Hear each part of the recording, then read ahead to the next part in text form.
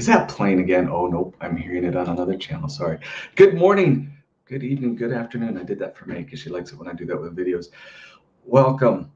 Today is going to be a busy day. Hopefully, there'll be quite a few people that will show up and talk honestly. I want to stress honestly about the work that I've done. And for whoever's going to be on, I'm going to use their sound bites either in text or in audio form for promotions of the book, because Evolution is out in hardback probably for about 2 months. As soon as my artist finishes with the cover for Resolution, the second book, Evolution will turn into paperback, and then Revolution will come out in hardback for a short time. And we'll do that with all the books. They'll switch. Anyway, I want to bring in a couple of guests. We may have some more that come in. You know them both. You love them both. If you don't love them, that's because you don't know them. Loki and Eris. Oh my God. They, I love these people. I really do. Good morning. Good morning, my friend. Good morning. I am going to ask a couple of basic questions of you guys, and then just let me know. I'm not a great multitasker, so if I don't see chat, you'll have to catch it for me. I'll ask you a couple of basic questions, and then I'll let you guys run with whatever you want to do. First off, what made you read the book? How'd you hear about it? I'll let you guys okay. So I was on a stream and I met this crazy guy with these funky glasses, and I started talking to him. And absolutely crazy guy. The Mad Doctor is what we ended up calling him. But and I found out that he had a book that he was coming out with, and more books, and I ordered his book and I read his book and I was like, wow, it's great. There's no BS in it. But right there, that's the same copy I've got, the softback first edition. Got two of those. Yes. And I got to know this great guy that just has this way of writing and this way of speaking and this way of talking that is not common today. He doesn't hold back. He doesn't pull his punches in his life, in his work, in his writing, in his reviews of things, because he will tell you exactly what he thinks of it, and he will not hold back, and he will not, he won't pull his punches.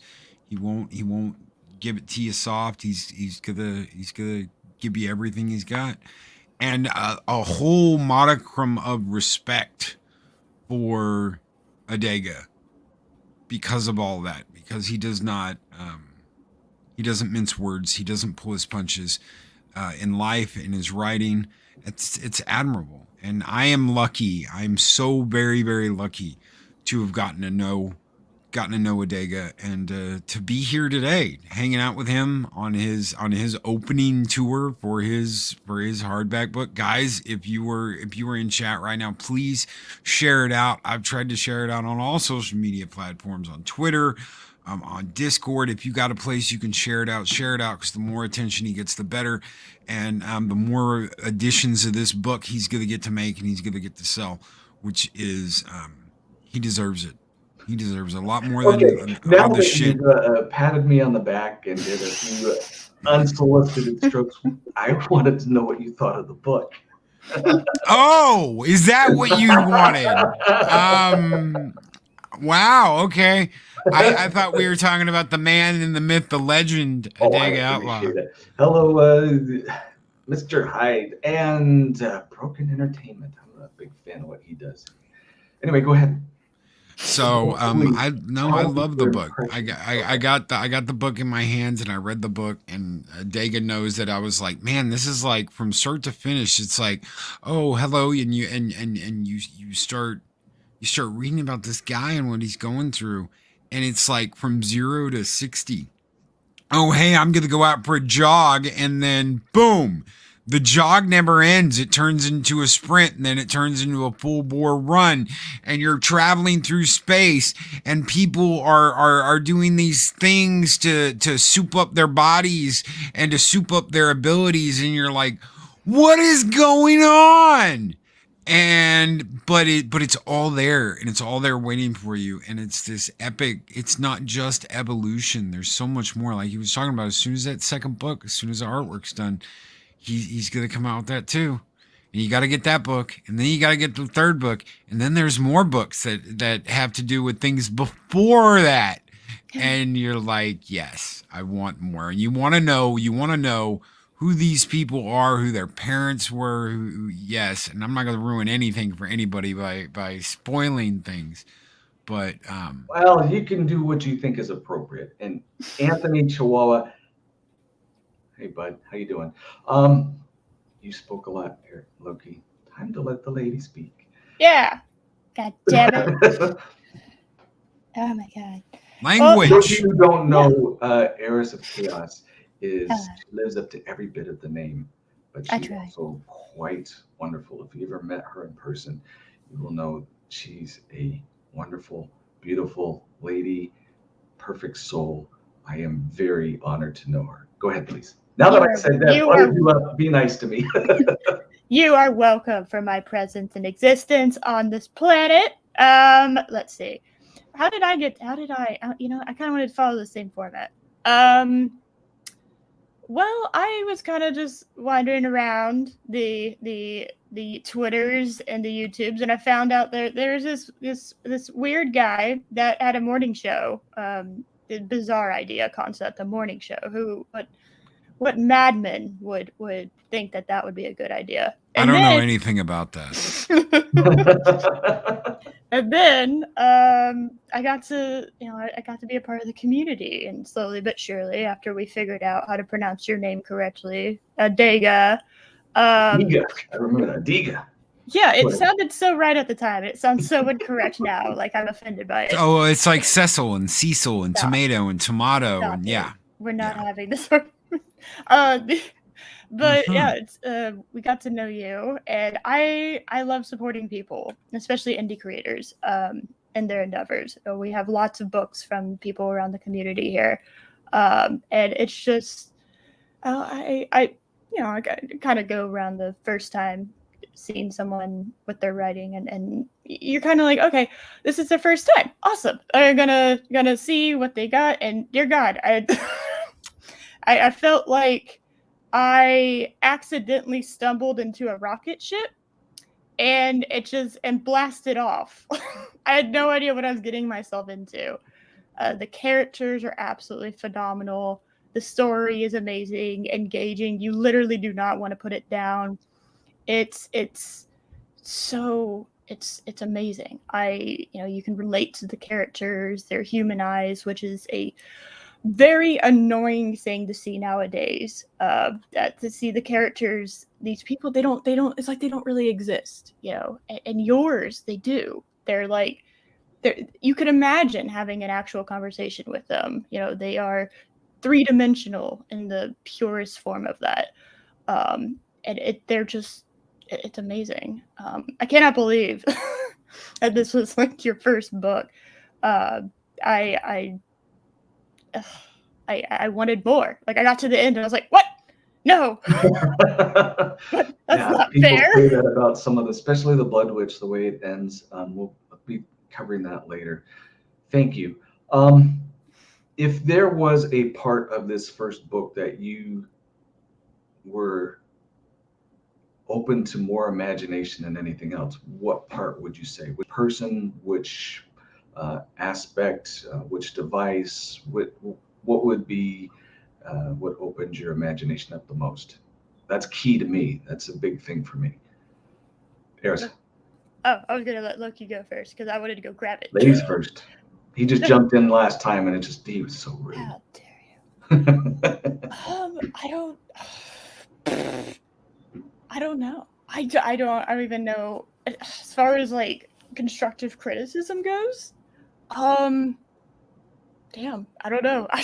I There was a part that I was very fascinated with, because I too kind of aspire to be one day write my own stoof if ever I get a moment. I was very interested in the perspective shifts. You know, they get taught in class that you're supposed to keep with a single type of perspective, and there are 3 types of perspective. You have your first, your second, your third. Generally speaking, second isn't really ever used when writing, fiction particularly. But your switch in perspective was fascinating. I believe when I did meet you, I asked you the same question, like, what was that? Like, how did you manage to do that? And it wasn't so much like, how did you, because I read it, but like, it was just this fascinating. It didn't confuse you, did it? No. That's Okay. not what I'm saying. It was just, it was something I really don't see. I can't really recall another book actually that has ever swapped perspectives like that. Not so much like third person perspective and the swapping. It's like the way you did it. It's very difficult to do that. I thought it was masterfully done. I've seen other authors like kind of do it a little bit, but not the way that you were able to do it. It flowed, because when you swap perspectives, it is very difficult to kind of keep the momentum going, right? It's kind of in this cinematic sense. It's the equivalent to swapping to like a different part of the plot, right? So you have this portion going, you're watching these characters, and then you're going to a different area, but it helped with world building, because you're not just following one character, you're following this whole intricate plot, and they all kind of like meet together. And I thought that was very interesting to me. I know you asked for constructive criticism, but like that to me was it's challenging, and I thought you did that exceptionally well. Just to me, I know that turned into praise. But No, that's okay. No, I appreciate it. And actually, I was just looking for what you thought, not necessarily praise or criticism. Either way is fine. But I have to say, especially thanks, 40 and Barbara, for showing up. Good friend from Cornwall, and then one of my really good friends, Alan from Code.ag Music, who has been a massive influence, so much so that he is in some of the forwards or acknowledgments in my books, and he is with us today. Can I read out that comment? Do you care if I read it? He says, incredible influence on my music and totally beyond any words I could write here. Alan, I completely and totally agree with you. The effect Adega has had on Mornings of Mischief, on what we do on especially on Seven Kinds of Mischief more than anything. Me and Adega pretty much are Seven Kinds of Mischief. There is no, it's just Loki, or it's just, we are Seven Kinds of Mischief. And, that show is not that show without Adega. The influence we've had, what we've talked about, how we have like gone forward with the ideas that we've had on shows. I mean, that started out as like a little history show, like, hey, let's talk about, the 300, and let's talk about war, and let's talk about this, and completely turned into this like horror fiasco that people are like, it's horror time. So I completely get what you're saying, brother. I really do. The effect Adega has had on me is, yes, it's beyond words. Yeah, I couldn't put it into words either. Well, something for Alan too. I've met a lot of friends through him. We saw Antonio Chihuahua before, May Flores, and she just wrote something very nice. Adega and Alan are a perfect duo of words and sound blended into perfection. She's talking about, we do collaborations and plus my stuff, and I almost exclusively use Alan's work when it comes to music. But it's one of your combos. There's something strange about him and I, and I've never had this experience anywhere. He can attest to this because we've talked about it before. Our brains are somehow connected, his through music, mine through words. I will write something and he comes up with a brilliant tune that matches, or he'll come up with a tune and I will write something, and it happens to be sometimes at the exact same time where I'm writing something and he's making music at the same time, and they match on the money. I don't know how it happens. I don't know why. He's like some type of spirit brother out there.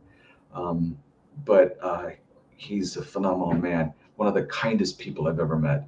and I really, really appreciate everything he's done, not just for me, but for everybody. Is that is the Steampunk Death Machine the one that I like the most? Isn't that you with him? Yeah, that is. Except that was one of probably the most unusual one that ever happened.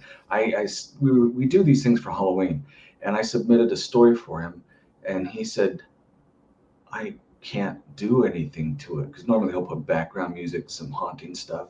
He says, there's nothing I can do. And I was amazed, and he says, and so he put the music at the end of that. But what he normally does is, or what we have done, I shouldn't say normally done, but because like last Halloween, we really didn't do much. But he's a couple of times he sent me things, says, here's a thought, like with that one, it was all work and no play. I said, write something about that. I said, okay, out came the story, all work and no play. And we had that whole story that I know it's one of your favorites. I don't know, the symbiosis of art somehow, just phenomenal. Now I asked Eris this, we're going to jump. What out of the first book, because I know you haven't gotten into the other ones, you're holding off because you don't want anything but a book in front of your face, and I completely understand that. Yep. Same. What was it, Loki, that lighted up your imagination most out of the book? Okay, so for those of you who do not know, and I'm going to use a tiny little bit of foul language here. I am what is known as a ship whore. I love ships.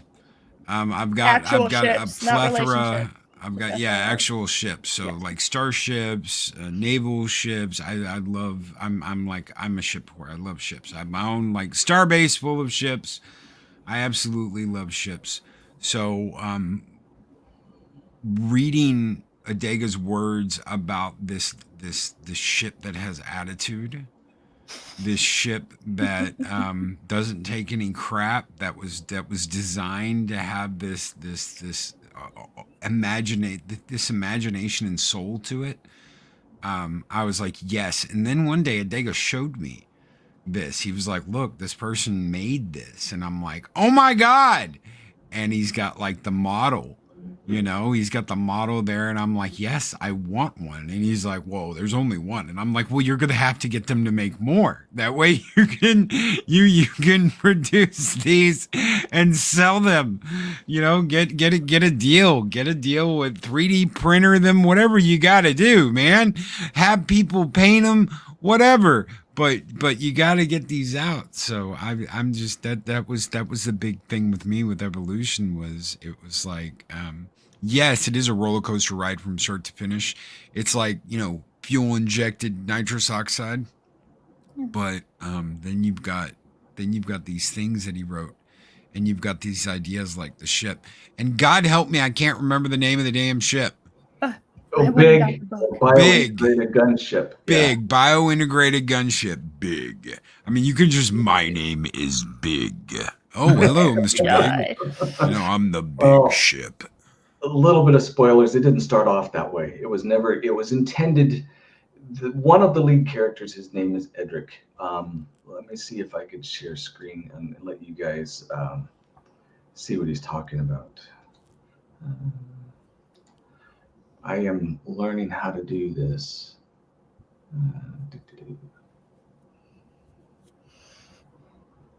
Do entire screen. Hopefully it doesn't do. There we go. Woohoo! Where are we at? Maybe I shouldn't do that. That's what we want. Okay, now I figured it out. Share screen. For those of you who don't know, I am new at this. So let's see. I want this one. Allow. Going here. This is Big, a artist rendition done by Mother Chicken Siamese. It's close. It's not exact, but that's his interpretation. The nose is a little different. The wings are a little different. But that's one. This is Edric. And let's stop. That's actually images taken right out of the book for the second edition. You will find those in there, some of the fan art that I stuck in there. When it goes to paperback, I have other things planned to make each one a little bit unique. I don't want anyone to feel left out. But Edric and that ship, like I said, I'm not spoiling too much, but they were, both of them, designed to be a war machine combined. The story shows how they figure out who they are. Big basically wakes up, and what they were supposed to do and what they really need to do are two entirely different things. And the whole series shows how part of that is a progression. Now, there's a lot of people, a lot of stories involved that don't have them. You hear a lot of these superhero stories where you have the main person and it's all focused on them. I don't like that so much. I like having side stories or parallel stories where people are doing different things. And Eris had talked about this, and I wanted to clarify this. Mm-hmm. I wanted to keep and Loki said how fast the pace was, and I wanted to keep that pace fast. And in order to do that, instead of having one person, their chapter, go to another person, their chapter, I would do them in the same chapter and just have their name or their location so that you jump, but the pace is quicker because you're seeing everything happen at once in one chapter instead of having to jump chapter to chapter and forgetting what you just did. It's in littler segments put together in one bigger chapter. And according to Eris, it was successful. So that was one of the things that I like to do. And then Loki talked about ships. When it comes to sci-fi, everything is unlimited what you can do. You know, they say no one ever really dies in sci-fi. That's something that Joe Malozzi has always said, because you can bring them back in a clone form or what have you, do some various different things. But I am a ship whore as well. And I wanted to do stuff that hadn't been done before or close to hadn't been done before. And in Revolution, these aren't really, you're going to like this, Loki. What I do with some of the ships, anytime you see a sci-fi show, you'll see the ships. They got these big guns that are sticking out and they're blasting away. I wanted things to be a little more realistic of what we would be like in 1,000 years. So instead of having guns mounted on a ship, what they would be doing is sitting on a magnetic field and a cushion of energy. And the projections aren't cannons because they're not shooting particles, they're shooting energy. So just think of like a round ball with a flat surface that can move anywhere on the ship, wherever needed at any time. And dozens of them can focus and then use their energy out in different ways. And then each type of energy does a different effect. Most of the time, you guys know there's limitations of the speed of light. I keep that consistent. I don't want some nerd saying, well, you can't really do that because this happens this way. That, well, there's no sound in space, all these type of things. So in certain battles, you will see where, and this will be out in the future, where a ship will come into theater. It'll be a couple of light years away. So the other ships or target or what have you won't know that they're there yet. They will circle around at quite a distance, launch certain projectiles, what have you, at the target, sit back and wait. And when everything starts to hit at the same time, then they move in. So it's more realistic. This is what a space battle, in my mind, using our physics and understanding of things would actually happen. So think of a submarine that has these round turret-like things that can basically slide and move all over ships. Big is one. He is like I said, bio-integrated. It started off as a ship that had human nervous system elements put into it. So its reaction time is quick. Its ability to learn is enhanced. It has specialized skins and developing metallurgy, which allows it to grow. So these are the things that you will find in the first book and expanding significantly in other books. Anyway, your thoughts, Loki, on more ship stuff, please. We had a talk about a long time ago, and it's something I have been working on here and there, about biomechanical. And That's one of the things that I've got cooking, I guess. I'm working on something. This is not about me, but this is about a conversation I had with the Dega. Pizza.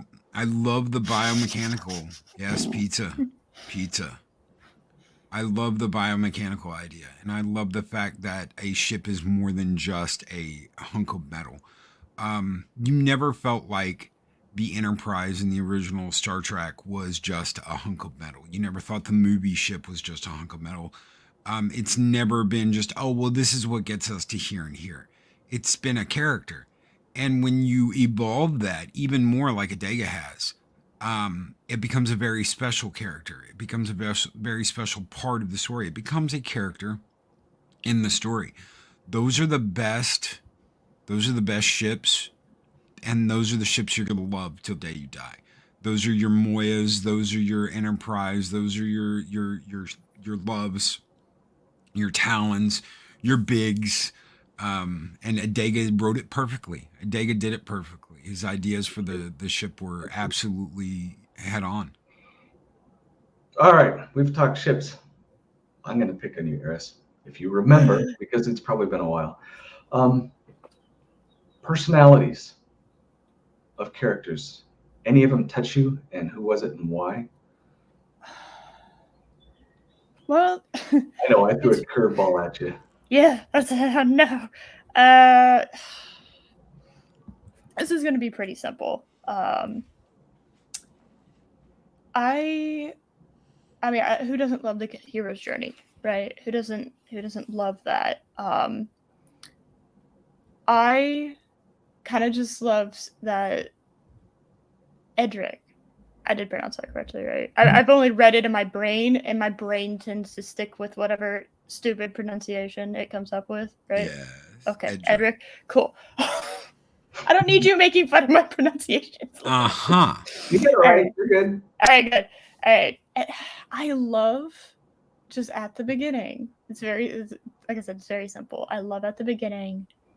He's just doing his own thing. He's just an everyday, normal person, and then just basically gets flung. You actually put it at the back of your book, which is the funniest part. And I thought that was really amazing. My opinion and my favorite character would have to be the guy that basically he's just doing whatever. Like, it could be any one of us, right? And he literally just gets flung into this universe that he didn't even know existed. You know, he had this normal life and just gets flung into just chaos is how you put it, but yeah. I love that.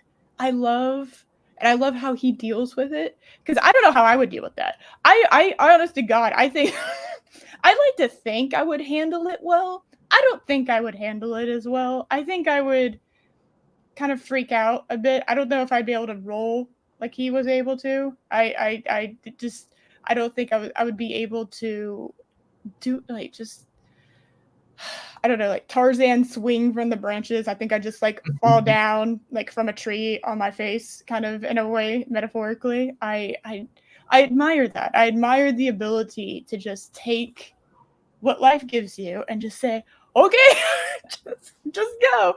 I admire that. I kind of can do that, but I can't do it like that. Not to that extent, not to that astronomical level. I think I would panic a little bit. I don't think I would be able to just be able to handle it. And that kind of strength, I think, is underrated as far as characters go. That kind of internal determination, just I admire that immensely. Because I think everyone would like to think that they would be able to handle it well, and I don't know if a lot of us would. Like, all of us think we're going to survive the zombie apocalypse, right? But zombies have to exist in order for there to be a zombie apocalypse. That's why we call her Eris, is because she makes a comparison to something that hasn't happened. Or it has Zombie anything apocalypse. to do with the subject matter. But that was kind of my feeling on it. Well, and I have it right here. I had to get the book. I wanted to hold it because we're talking about it, so I have to hold it. it's okay. I try my hardest to. I have a Kindle. Like, I do have like electronic stuff that I could like ideally read stuff in, but I also have like this mini library because there's something about holding the book that's so special. And I heard that for a lot of people. It's been quite frustrating for me not to be able to have these out in people's hands. Those of you who know, I was working with a couple of different publishers, and both of them had issues that went terribly wrong. And I was left holding the bag of nothing done, and the publishing companies are gone, although they, one of them was established, did well. But the events of COVID kind of made things a little more difficult for them. And then the one that I was working with lost hard drives, delays. I blame a lot on the editors, but it's nice to be able to actually have it in people's hands, because that's what people want. I have over there a collection of, and most of them I haven't read, but I do support people of comic books. But it is important, I think, the physical touch combined with being able to see and imagine, it does something to people. So no, I can appreciate that. And I am really anxious for you guys to get the rest of the story. Some other characters that are in there, maybe a little refresher.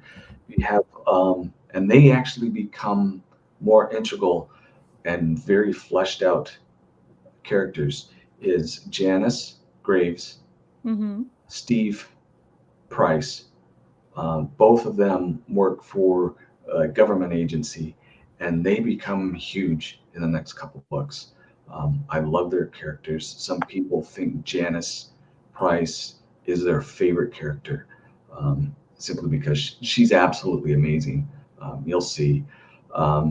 We get to know a lot about May. There's the Children of the Directive, which will probably be the fourth book that comes out. I don't know when I'm going to. I think it's going to be the fourth one, because the cover's pretty much already done for it. But I'm going to wait. You get to learn her background and why everything in this Evolution series starts. So there's just each person in the book that you meet, except for I do kill off main characters, except for the ones that don't happen to join later on. They all get fleshed out. You'll get to see a lot more of them. So, but no, thoughts on characters, Loki, besides Idrik? If you yeah. I did a great job. You can't have him. Oh, yes, I can. Oh, yes, I can. Damn straight I can. Before I do that, I want to tell you guys, and I'm going to drop a truth bomb here. I won't name any names, Adega. So, Adega, don't get worried. Don't be like, oh, God, what is Loki going to say? I want to tell you guys something. During the editing process with the publishing company that Adega was talking about, I was talking to Adega almost every day. At that point, and Adega was having so many issues, and I felt so bad. I felt so bad for Adega, because he's like, do I keep fighting to keep these characters the way I want them? What do you think I should do? And I'm like, no, brother, you stand tall and you keep fighting, and you keep the characters the way you want them. Do not let them twist that and turn that and change that, because literally that was what they wanted to do. It was horrible. It was absolutely horrible. And like I said, I'm not going to name any names, but man, watching Adega go through that and have to fight through that is a testament to every single one of these books still being here, still being available. Brother, you fought them, so that says something. Yeah, I appreciate that. No, you guys, Loki's a true friend, and we did talk an awful lot.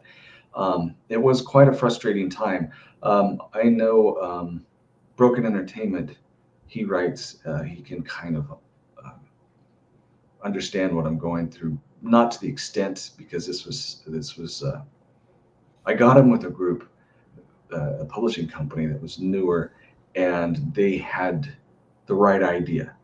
Everything was set, except and the publishers themselves, wonderful, wonderful people. And I'll never say a bad word about them because they're awesome. Editors were something different. They had an agenda, and I learned that the hard way. when I submitted, this is going through the Blood Witch, there were things, just to give you an example of some of the stuff that a writer will have to face with some of these modern editors. In there is parts, it's a fantasy, so there's going to be travel. They were going by some ancient ruins. Editor comment: those ruins wouldn't be there because the local population would take everything down and use it for something else. And my word was to that editor, why are there still castles half built in Ireland, England, and Scotland? Another thing was they were marching to a certain area with a military camp, and they said people can't travel 15 miles or 20 miles in a day like that in the military. So I linked it to an article where the British forces do 20 miles full packs in 5 hours, not a whole day. So, and then another one said you can't see past 3 miles because of the curvature of the earth. And I slapped myself in the head thinking, I'm working with idiots, absolute idiots. And they wanted, and like Loki said, they did want to change the characters. They wanted a Mary Sue instead of someone who had to grow and develop. They wanted a boy who was reminiscent of the guys I knew when I was growing up to be nothing but a pervert, because that's what they thought all boys were. All I think about is sex all the time. And I said, no. Most of us think about heroic things. It's only a fleeting moment when some of them will think of the really hormone-based impressions instead of, that's the whole point of having G.I. Joe toys or Transformer toys, is the heroics, the imagination into better places and doing amazing things. It's not like what they were trying to make my book. And it was horrendously frustrating. I was so excited to have these publishers after it, and then to face this brick wall.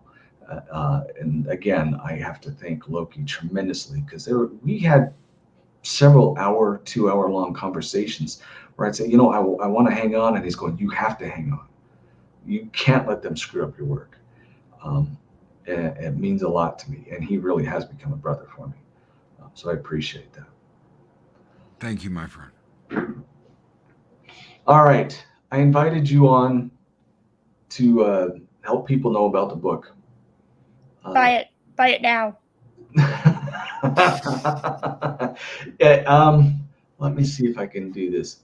Mark is here. Mark, I am going to give you a temporary wrench. Wait, he said he had to Oh. go. Hold on. Oh, is he gone? Oh, he has got a gun. Okay. Unless Lady Mist, you can do it. Send a link for the book. I am going to give Time Prophet also a moderator. If you guys can look it up and then post the Amazon link for me, I would deeply appreciate it. I think I made you a moderator. These glasses, I can't see color to begin with anyway. There it is. Thank you. Besides buy the book, is there anything you can compare this book to that would be comparable, where people say, well, I like that book. Maybe I like this one. I can compare writing styles. And I love that it's effort. not, I try to make things unique. Anyway, go ahead. it's not that, okay, so it's not that Adega writes like this person. It's what happens when you're reading. So I'm a very, very picky reader. Okay. If I'm going to read something, I want it to be good. I want it to come from an author I like. I ditched a whole horror series of novels because they changed authors, and I was just like, no, it doesn't read the same. It's not the same. So you can tell a difference when you've got a really, really good author and when you've got crap. What I'm talking about is Timothy Zahn, Tolkien, literary giants, people that have had, a New York Times bestseller list multiple times. Adega is in that league.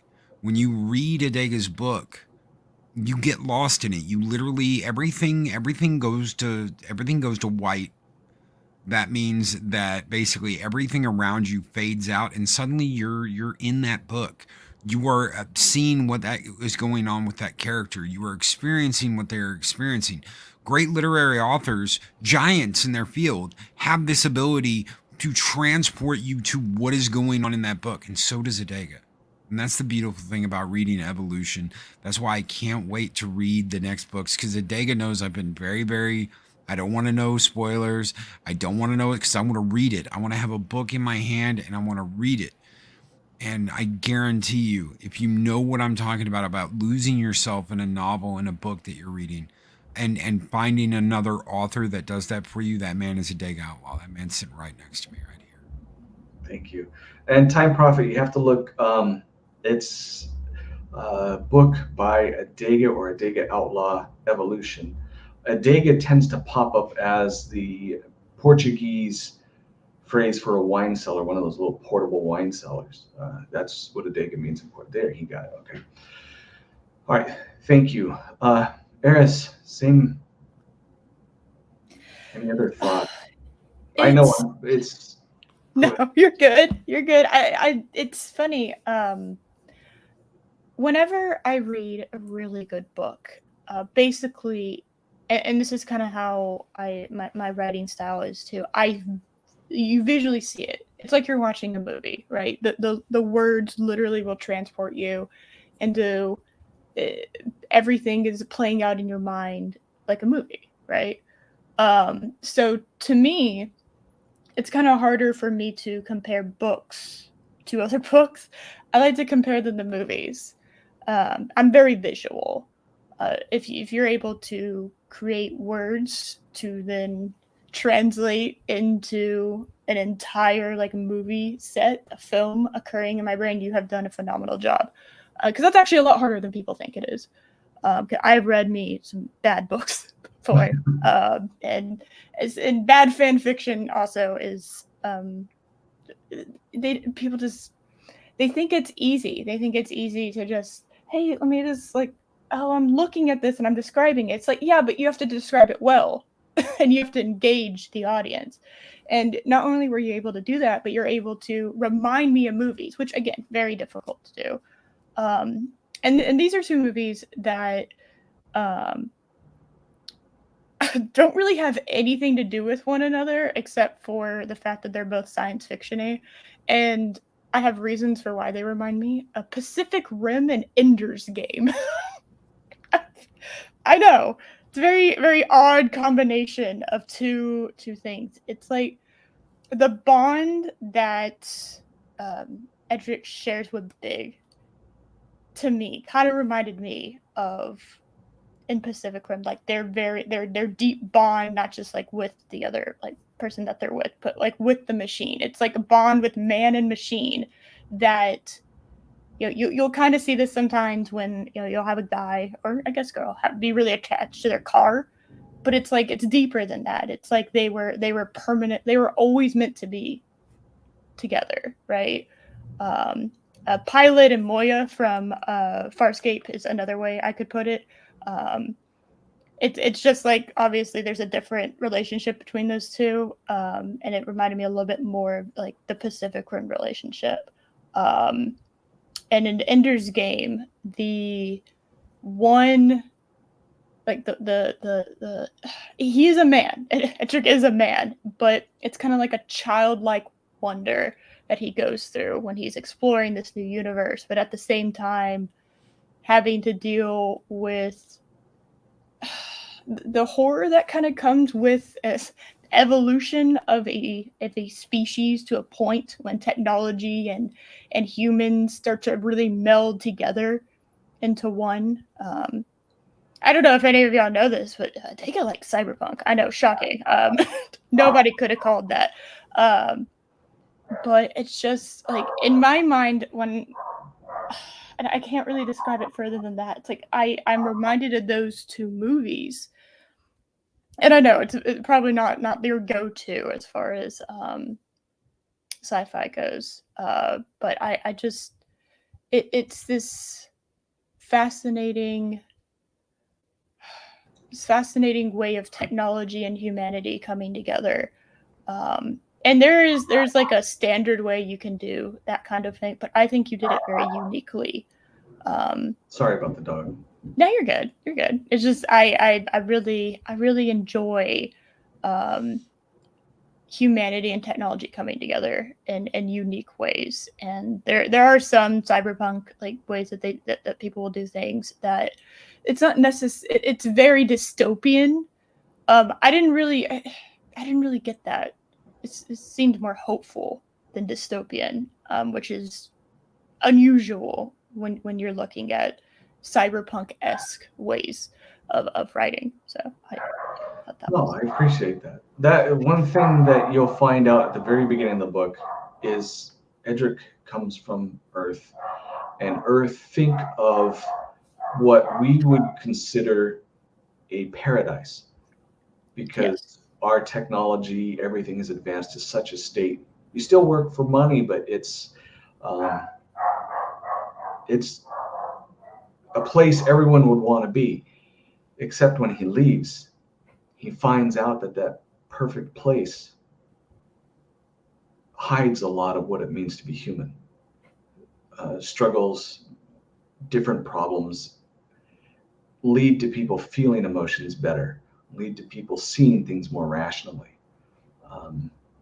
The people away from Earth, far away from what's the Stellar Union, which is the group of star systems that make up their unified government, they look back at those people with derision, not because they have everything, but because their world experience is severely lacking.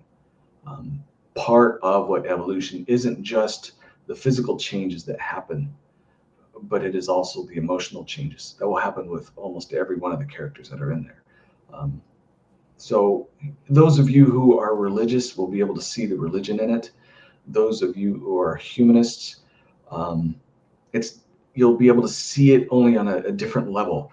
Instead of adding machine to man, you adapt the human to where their nervous system or their body is grown compatible with technology.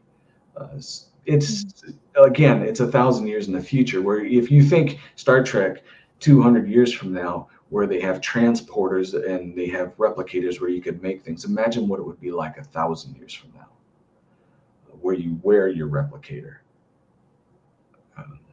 So that's a lot of it. I appreciate that. Is there anything we missed? Anything that you wanted to cover? I know there was a couple other people that weren't able to make it, but I appreciate you. One thing I will say, and this is more about the man, the myth, the legend, the mad doctor, the doctor of disaster and destruction, Dega Outlaw. He's smiling and he's turning red right now, ladies and gentlemen. One of the very best streams I ever had was with this gentleman, and it was just us. It was just us cutting up and being ourselves and having fun and laughing. And the week after that, the stream we were on, the person that hosted it was like, "You will never do any such thing ever again." And me and Dave were like, "What?" You know, because you will not have a good time on my program. And it's like, wow, okay. And we just, you know, we'd go up and do our own thing. But my brother Deg Outlaw, and the wonderful work he has done.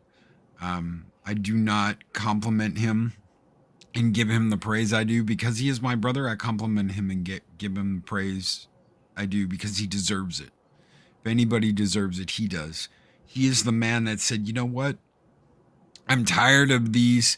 I'm tired of these movies coming out, these comic books and this stuff with all this woke garbage. I'm going to put my money where my mouth is, and I'm going to make something." And he did. And that alone is reason enough to support him. Then you get into the fact that it's actually some of the best writing you'll ever read, and you'll go, "Holy shit, okay, I get it, Loki." Yes, not only, you know, did he put his money where his mouth is, but he's really good at what he does. So. Thank you. Thank you. It's funny. I see Loki. We're going to talk about Loki for a minute. He does these Friday night shows where he gets a group of people on, and they have a kick blast. And I don't get invites, and I'm not disappointed, simply because Loki and I, he can be such a comedian, and he can take circumstances, situations, and make light, make fun, make sense of these things in a way that I can't. And I would be a downer on that show. Me, I am, think of the left brain, right brain type thing. I tend to be the analytical, but when we get on a roll together like that one stream, and I'm in one of those moods where I want to kick it up, and Loki's off the rails, it can be quite fun. So, were you gonna say something, Meredith? Oh no, I know I can hear him blushing. So I was Hush getting you. a kick out of that. No, I appreciate both of you being on. If there isn't anything else, we're gonna have a break.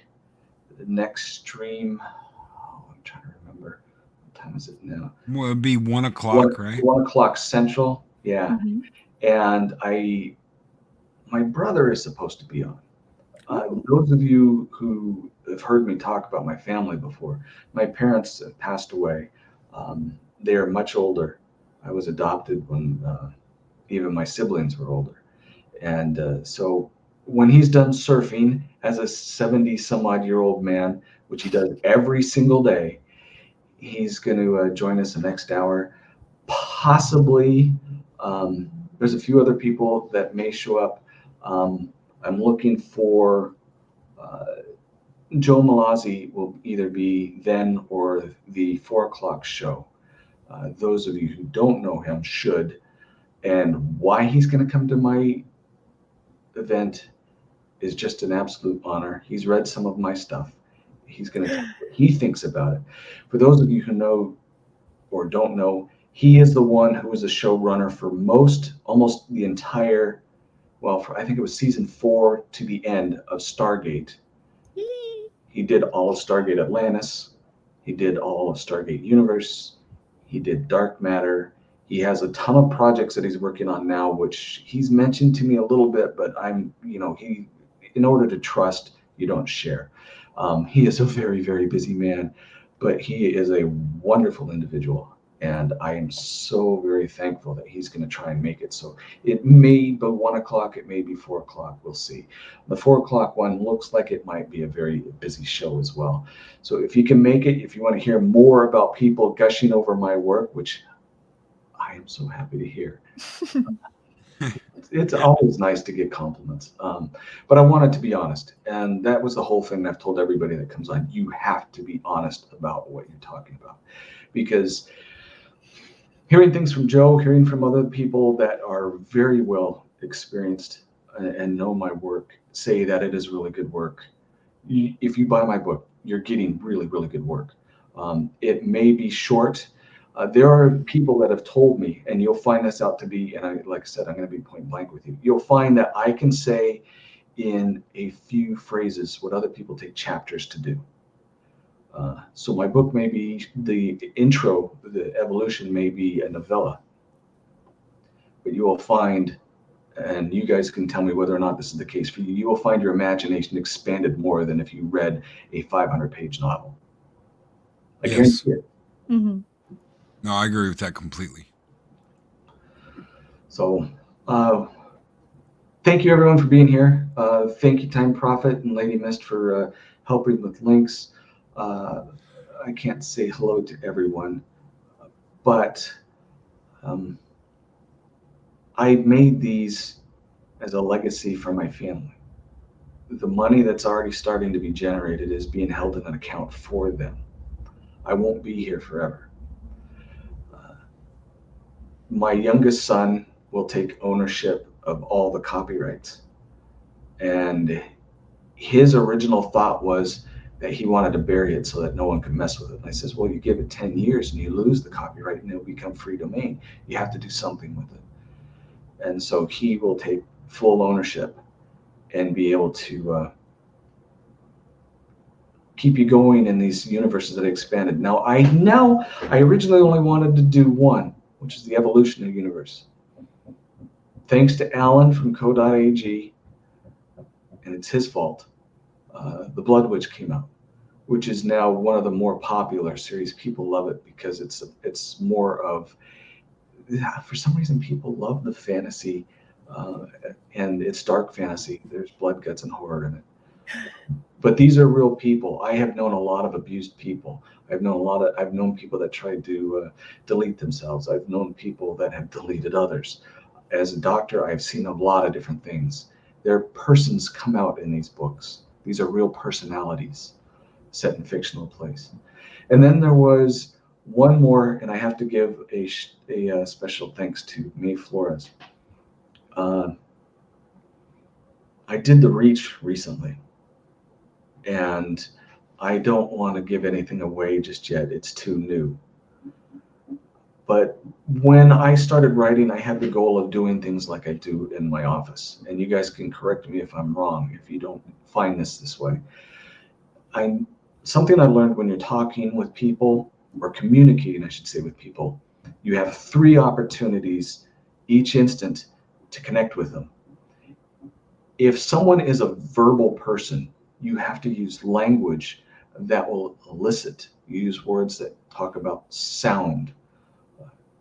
If someone is an emotional person, you have to connect with feelings. Use words that have feelings. If someone is visual, you have to paint a picture for them. If you can do that in short phrases, you will grab as many people as possible. And I've done that. I've tried to do that with each book. You'll find in some, even within a sentence, you'll find that both a visual, an emotional, and a audio reference is within it. So it will touch someone almost every single sentence. I try my best to do that. The Reach, I went all out on. And May Flores connected with it. And she made a painting, more fan art, which I love so much. But hers was an interpretation of what I was writing. And I absolutely adore it. And I'm going to get with my actual artist and say, you know what? I love everything you do, and I would never change anything. But this one, if The Reach ever comes out, is going to have to be a cover for that book because she did such a wonderful job.